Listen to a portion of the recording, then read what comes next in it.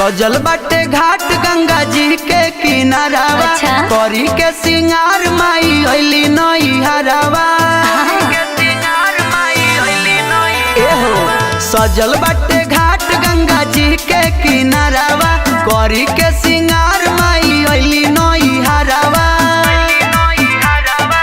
सभे तिवैया जो है अचरा पसारी।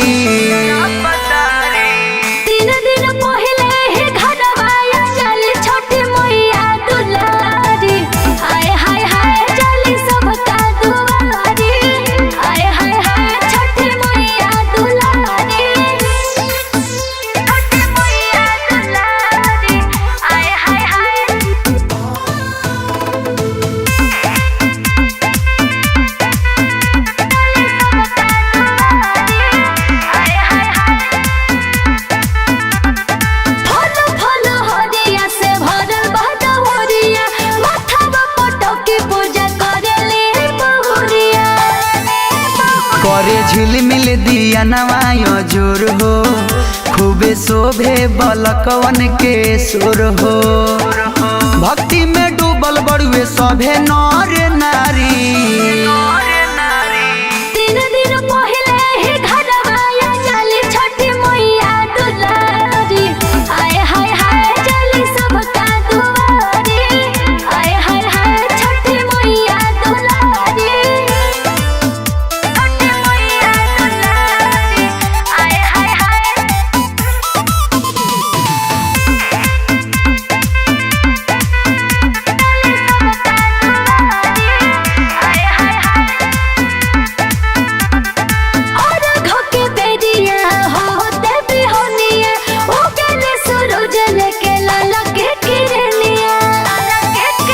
भोला बर्तिन प बड़ा उपकार हो।